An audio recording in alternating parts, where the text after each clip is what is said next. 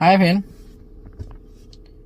গাড়ী যেতিয়া এক্সিডেণ্ট হয় তেতিয়াতো বেলুন ওলাই যোৱা দেখে আপোনালোকে।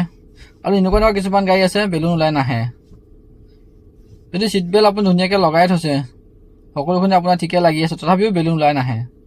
ইয়াৰ কাৰণটো কি? কেতিয়াবা এনেকুৱা গাড়ী পাল্টি মাৰি দিয়ে, তথাপিও বেলুন ওলাই নাহে। এইটো কিয় ওলাই নাহে? ইয়াৰ কাৰণটো কি? এইটো আপোনাক মই দেখাই আছোঁ কিয় ওলাই নাহে।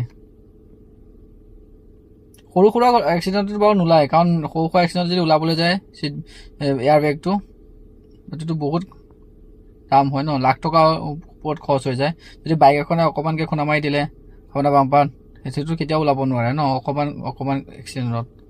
কিন্তু মেজৰ এক্সিডেণ্টটো কেতিয়াবা ওলাও দেখা নাযায়। ইয়াৰ কাৰণটো কি? এইটো আপোনাক মই দেখাই আছোঁ, চাওকচোন আপোনালোকে এইটো কাৰণটো। এইটো হৈছে ইম্পেক্ট চেঞ্চৰ, চাওকচোন এইটো ইম্পেক্ট চেঞ্চৰ।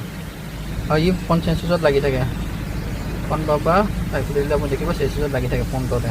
আৰু কিমান জোৰে লাগিছে, গাড়ীখন কিমান জোৰে লাগিছে শুনাটো ডিটেক্ট কৰিব, আৰু তাৰপিছতে আপোনাৰ বেলুনটো ফাটি ওলাব।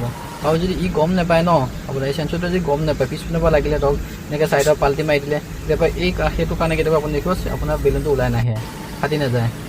যেতিয়া ডিটেক্ট কৰিব জোৰটো কিমান জোৰে লাগিছে, তেতিয়াহে আপোনাৰ বেলুনটো ওলাই যাব। যদি গম নাপায়, আপুনি ছিট বেল্ট লগাই থ'লেও কাম নাই, আপোনাৰ বেলুন নুফুলে।